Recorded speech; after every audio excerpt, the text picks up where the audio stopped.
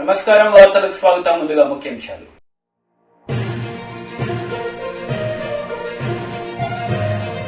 Muralidhar press meet. Andhra Pradesh లో పార్టీని బలోపేతం చేసేందుకు కసరత్తు.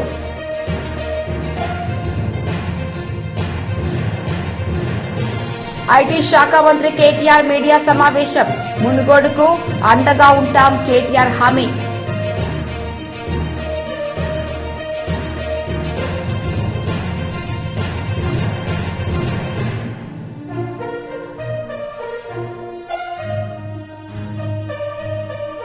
అరెస్టు చేసుకోండి ఎమ్మెల్సీ కవిత, మాకేం భయంలే.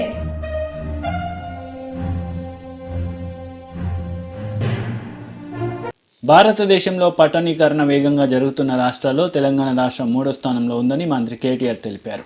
నల్గొండలోని మునుగోడు నియోజకవర్గంలో కేటీఆర్ ఆధ్వర్యంలో మంత్రుల బృందం పర్యటిస్తోంది. ఈ సందర్భంగా కేటీఆర్ మీడియాతో మాట్లాడుతూ రాష్ట్ర వ్యాప్తంగా అన్ని పట్టణాలలో కొత్త మాస్టర్ ప్లాన్లు రూపొందించి వచ్చే మార్చి 31 లోపు అందజేస్తామన్నారు. అందరూ కూడా రావడం అనేది ఒక అరుదైన సందర్భం, ఒక అసాధారణ సందర్భం. ఇది ఎందుకు అంటే గౌరవ ముఖ్యమంత్రి గారు ఒక మాట అన్నారు మునుగోడు ఎన్నికల ప్రచార సభలో, మీరు గెలిపించండి, మునుగోడుని నల్లగొండని నా గుండెల్లో పెట్టుకుంటా అని చెప్పారు.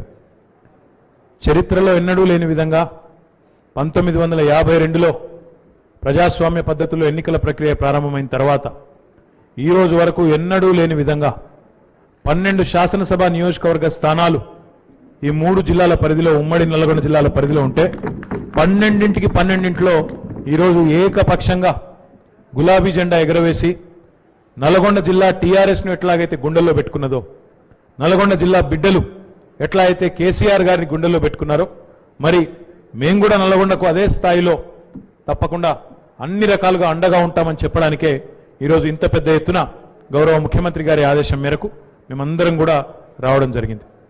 గౌరవ ముఖ్యమంత్రి గారు మాకు ఎన్నికల సమయంలో మునుగోడులో ముఖ్యంగా జరిగిన ఉప ఎన్నిక సమయంలో మా అందరికీ పార్టీ కార్యకర్తలుగా ఇక్కడ పనిచేయమని ఆదేశం ఇచ్చినారు. ఇచ్చినప్పుడు ఈ ప్రాంత సమస్యలు, ఈ ప్రాంతంలో ఉన్న పరిస్థితులు అవన్నీ అధ్యయనం చేసే ఒక అవకాశం కూడా మాకు కలిగింది. కాబట్టి నేను మునుగోడు ప్రజలకి ఈ సందర్భంగా చేయదలుచుకున్న విజ్ఞప్తి ఒకటే, మీరు గెలిపించింది కేవలం కూసుకుంట్ల ప్రభాకర్ రెడ్డి గారిని మాత్రమే కాదు, మా అందరి బాధ్యత, మా అందరి పాత్ర కూడా తప్పకుండా మీకు ఇచ్చిన వాగ్దానాలు నెరవేర్చే క్రమంలో మా అందరి మీద ఉంది. దీన్ని సమిష్టి బాధ్యతగా తీసుకుంటాం. ఎందుకంటే సమయం ఎక్కువ లేదు. రాబోయే 10-12 నెలల్లో మళ్ళీ తిరిగి ఎన్నికలు ఉన్నాయి కాబట్టి, సార్వత్రిక ఎన్నికలు ఉన్నాయి కాబట్టి ఈ లోపలే పనులన్నీ పూర్తి చేయాలనే లక్ష్యం పెట్టుకున్నాం. తప్పకుండా సాధ్యమైనంత వేగంగా ఈ కార్యక్రమాలు చేసి మళ్ళీ తిరిగి ప్రజల దగ్గరికి వెళ్తామని చెప్పి కూడా ఈ సందర్భంగా నేను మీకు విజ్ఞప్తి చేస్తా ఉన్నా. ఉమ్మడి నల్గొండ జిల్లాని తీసుకున్నట్టయితే ఈ 3 జిల్లాల పరిధిలో నల్గొండ, సూర్యాపేట, యాదాద్రి, భువనగిరి గతంలో కేసీఆర్ గారి ప్రభుత్వం రాకముందు, తెలంగాణ రాష్ట్రం ఏర్పడకముందు ఒక్కటంటే ఒక్క ప్రభుత్వ మెడికల్ కాలేజ్ కూడా ఇక్కడ లేదు. ఒక్కటంటే ఒక్క ప్రభుత్వ మెడికల్ కాలేజ్ కూడా ఆనాడు రాష్ట్ర ప్రభుత్వాలు ఇక్కడ ఏర్పాటు చేయలేదు. కానీ కేసీఆర్ గారి ప్రభుత్వం వచ్చిన తర్వాత మొత్తం తెలంగాణకే దిక్సూచిగా ఈ 3 జిల్లాలను నిలుపుతూ నల్లగొండలో గవర్నమెంట్ మెడికల్ కళాశాల, సూర్యాపేటలో ప్రభుత్వ మెడికల్ కళాశాల ఇప్పటికే ప్రారంభమై బ్రహ్మాండంగా నడుస్తూ ఉన్న విషయం కూడా మీకు తెలుసు. వాటికి పర్మనెంట్ బిల్డింగ్స్ కూడా పూర్తవుతా ఉన్నాయి, బ్రహ్మాండంగా ముందుకు పోతా ఉన్నాం.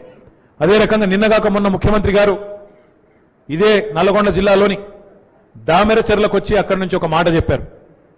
దామెరచెర్లలో మనం కడుతున్న మిర్యాలగూడ నియోజకవర్గంలోని దామెరచెర్లలో మనం కడుతున్న అల్ట్రా మెగా పవర్ ప్రాజెక్ట్ ఏదైతే ఉందో కేవలం తెలంగాణకు మాత్రమే కాదు, భవిష్యత్తులో మరొక 50-100 ఏళ్ల పాటు భవిష్యత్ తెలంగాణ అన్ని తరాలకు కూడా ఇక్కడ వ్యవసాయం ఎంత పెరిగినా, పారిశ్రామికీకరణ ఎంత పెరిగినా, పట్టణీకరణ ఎంత పెరిగినా పెరుగుతున్న అవసరాలకు తగ్గ విధంగా అక్కడ ఒక విద్యుత్ ఉత్పత్తిని చేసే అద్భుతమైన అవకాశం, 4000 మెగావాట్ల థర్మల్ విద్యుత్తు, భవిష్యత్తులో అవసరమైతే అక్కడి నుంచే సోలార్ విద్యుత్తు, ఇంకా ఇతరవి కూడా చేసే అవకాశం ఉంది.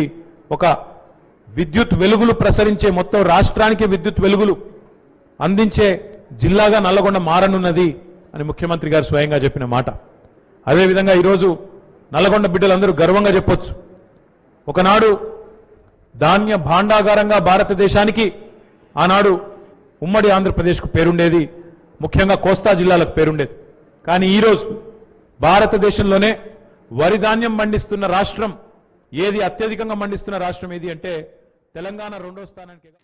కేసీఆర్ డైరెక్షన్లోనే ప్రజాప్రస్థానం పాదయాత్రపై దాడి జరిగిందని, 3500 కిలోమీటర్ల సుదీర్ఘ పాదయాత్రలో ప్రజల ఆదరణ చూసి ఓర్వలేక దాడులు చేసి ఉసిగొల్పుతున్నారని వైఎస్ షర్మిల మండిపడ్డారు. ఇంకేముందమ్మా, బాగా ట్విట్టర్లలో కవితలు రాసుకోవచ్చు, ఖాళీగా ఉంటారు కదా.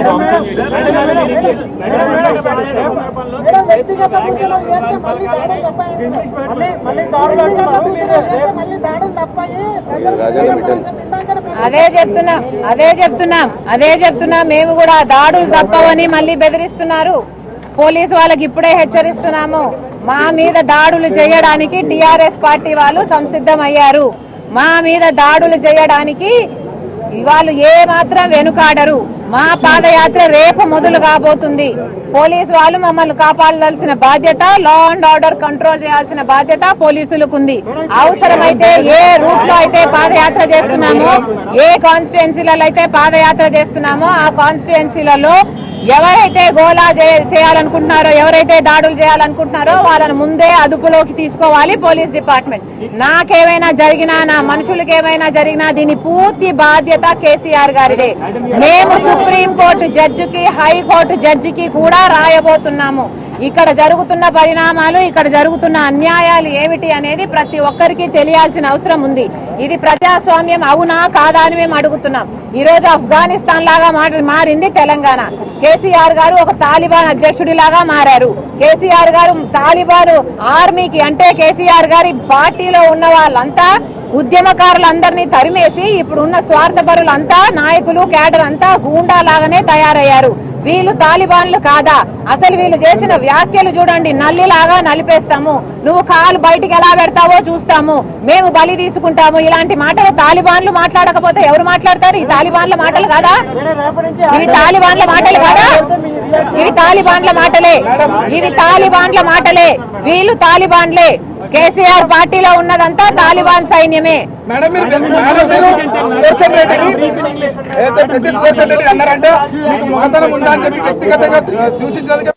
దేశంలో ఎక్కడ లేని ఎన్నికలు వస్తే అక్కడ మోడీ కంటే ముందు ఈడీ వస్తుందంటూ సంచలన వ్యాఖ్యలు చేశారు ఎమ్మెల్సీ కవిత. మోడీ దేశంలోకి అధికారంలోకి వచ్చి 8 ఏళ్లు అయితే అడ్డదారిలో ఎన్ని రాష్ట్రాల్లో అధికారంలోకి వచ్చారో ఇలానే తెలంగాణలో కూడా కుట్రలతో గెలవాలని మోడీ చూస్తున్నట్లు పేర్కొన్నారు కవిత.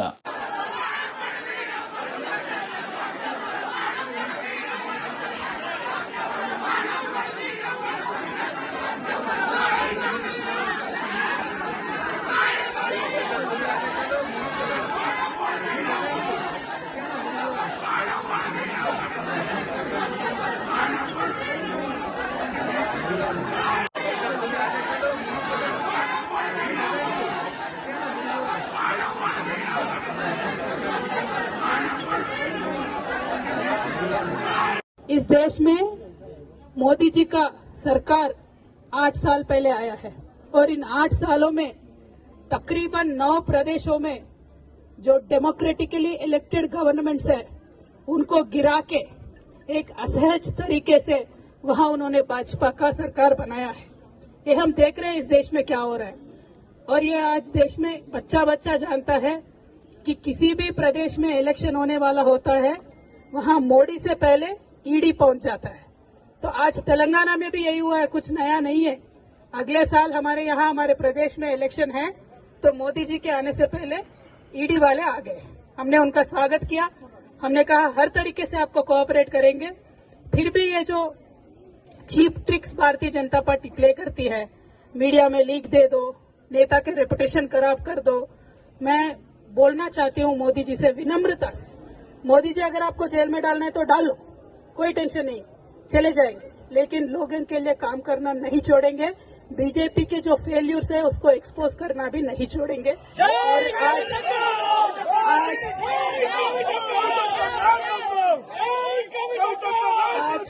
तेलंगाना प्रदेश में केसीआर साहब के सदारत में बहुत अच्छे तरीके से सरकार चल रही है। आप इस सरकार को गिराने के जितने साजिश आपने किया है वो लोगों ने देखा है, क्योंकि हम देश में इलेक्शन होने वाला होता है, वहां मोदी से पहले ईडी पहुंच जाता है। तो आज तेलंगाना में भी यही हुआ है, कुछ नया नहीं है। अगले साल हमारे यहाँ हमारे प्रदेश में इलेक्शन है, तो मोदी जी के आने से पहले ईडी वाले आ गए। हमने उनका स्वागत किया, हमने कहा हर तरीके से आपको कोऑपरेट करेंगे। फिर भी ये जो cheap tricks Bharatiya Janata party play करती है, मीडिया में लीक दे दो, नेता के रेपुटेशन खराब कर दो, मैं बोलना चाहती हूँ मोदी जी से विनम्रता से, मोदी जी अगर आपको जेल में डालना है तो डालो, कोई टेंशन नहीं, चले जाएंगे, लेकिन लोगों के लिए काम करना नहीं छोड़ेंगे। बीजेपी के जो फेल्यूर्स है उसको एक्सपोज करना भी नहीं छोड़ेंगे। और आज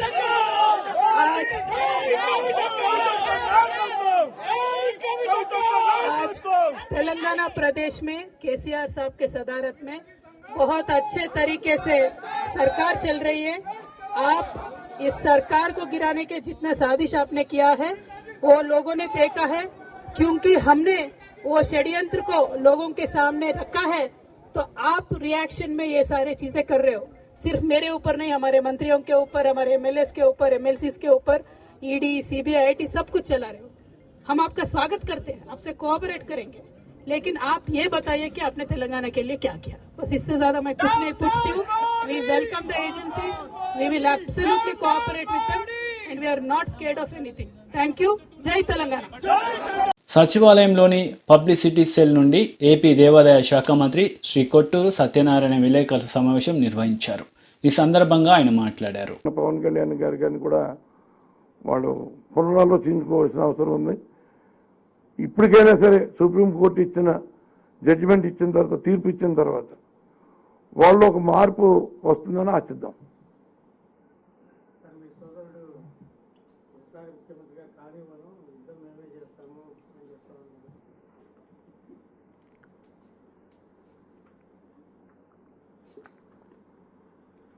ఏమన్నారంటారు?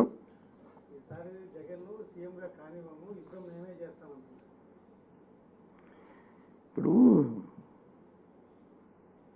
దీన్నే పిచ్చి పరాకాష్ఠకి వెళ్ళిపోయిందని పెద్ద సామెతగా చెప్తూ ఉంటారు. ఇవాళ పవన్ కళ్యాణ్ గారు మాట్లాడే మాటలు పిచ్చి పరాకాష్ఠకి వెళ్ళిపోయింది అనుకుంటున్నాను నేను. అతను మాట్లాడే మాటలు ఒక సగటు మనిషి మాట్లాడాల్సిన రీతిలో కానీ, పత్రికల్లో వచ్చే అంశాలు మీరు అతను మాట్లాడిన మాటలు కానీ, భాష కానీ, తీరు కానీ ఏం మాట్లాడతారో మీరే చూడండి. వైకాపాన్ని కూల్చేదాకా నిద్రపోడంటారు. వచ్చే ఎన్నికల్లో ఎలా గెలుస్తారో చూస్తానంటున్నాడు.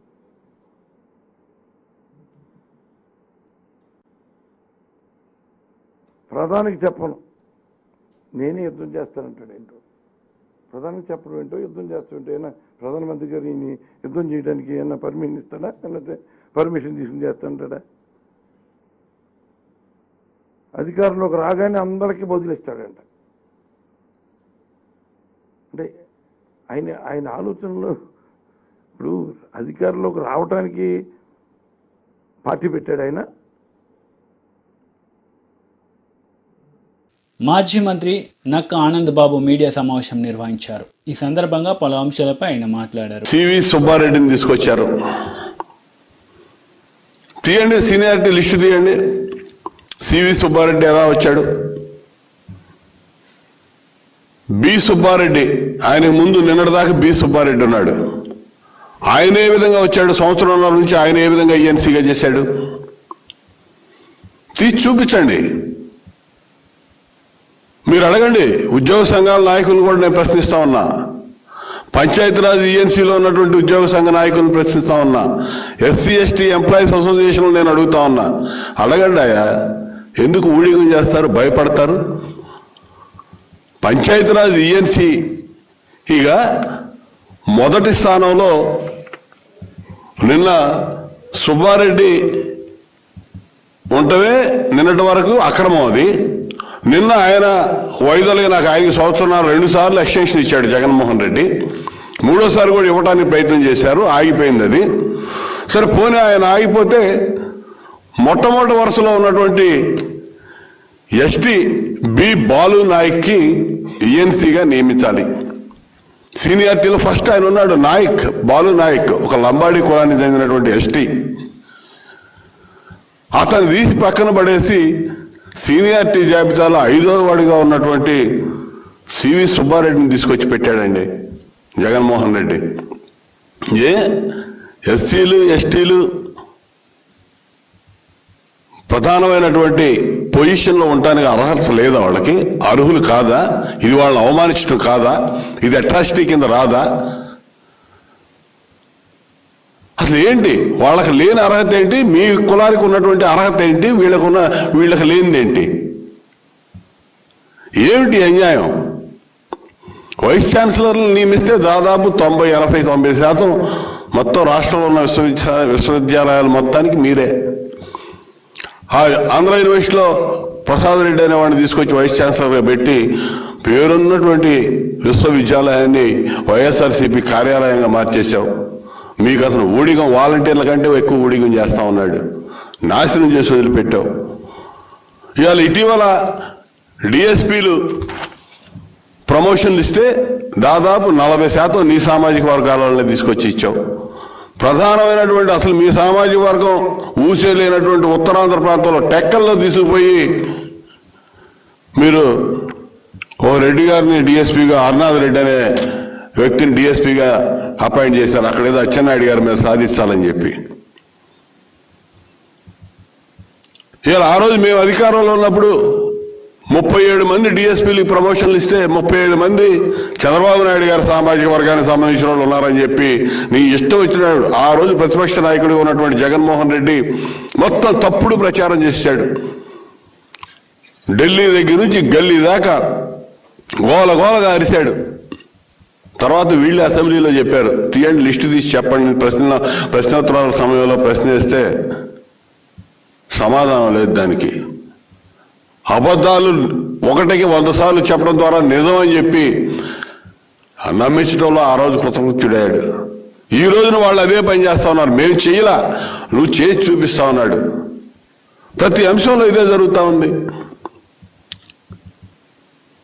ఇవాళ బాలు నాయక్ చేసిన పాపం ఏంటి? ఇవాళ ఈఎన్సీగా నియమించాల్సినటువంటి బాలు నాయక్ని కేవలం ఎస్టీ అనే ఉద్దేశంతో నీ సామాజిక వర్గానికి చెందినటువంటి 5వ ప్లేస్లో ఉన్నవాడిని తీసుకొచ్చి ఇక్కడ పెట్టడం అంటే. Union minister Muralidhar press meet నిర్వహించారు. ఈ సందర్భంగా పలు అంశాలపై ఆయన మాట్లాడారు. Projects that are being undertaken by the railways. The railway underpass in Bhimavaram, which is being constructed at a cost of 21 crores, is the last one in the step of sequence of making ease of travel. The level crossings are being replaced by either underpasses or flyovers, overbridges, railway overbridges. There is a new railway line that is being constructed from Narsapuram to Kotipalli. I came to know that the Andhra government had agreed to share 25% of the cost of the project, which is around 2,200 crores. Railways have already spent around 1,100 crore. But unfortunately, the Andhra government has not honored the word that it has given of spending 25% of the project cost. Instead, they have spent only around 2 crore rupees. As a result, the construction of the new railway line that is now in a way either standstill or working or going ahead in a slow pace. So what I mean to say is, the government of India is making all efforts for the development of Andhra Pradesh. Andhra government should support the government of India, should share whatever efforts are being undertaken by the government. instead of taking a negative approach to that.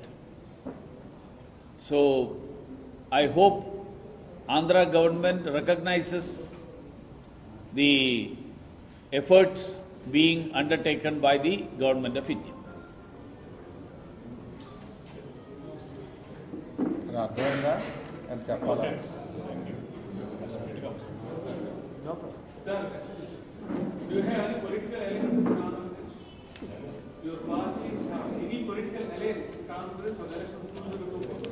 No, we are already in alliance with Jan Sena of Pawan Kalyan's, led by Pawan Kalyan. We are definitely going ahead with that alliance. It is there. Whether we have not made any time frame. It is only up to election. It will go ahead also. Beyond that election also. Sir, comparing to Telangana, BJP is much lesser in Andhra. So what are the steps you are going to strengthen the party in AP? We are trying to strengthen the party at the grassroots level and take up the issues concerning the people. Very recently, we had a very large gathering of the backward communities addressed by the national president of the OBC Morcha in Eluru. వార్తలు ముగించే ముందు ముఖ్యాంశాలు మరోసారి.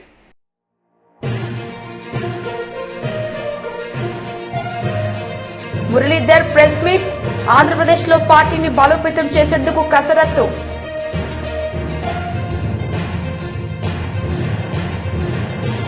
IT శాఖ మంత్రి KTR media సమావేశం, మునుగోడుకు అండగా ఉంటాం కేటీఆర్ హామీ.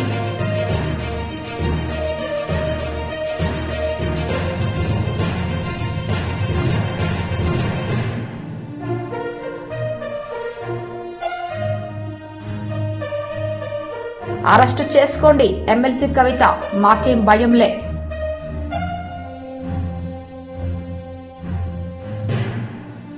ఈ వార్తలు ఇంతటితో సమాప్తం. తిరిగి ప్రసారమయ్యే వార్తలు మళ్ళీ కలుద్దాం. అంతవరకు సెలవు. నమస్తే.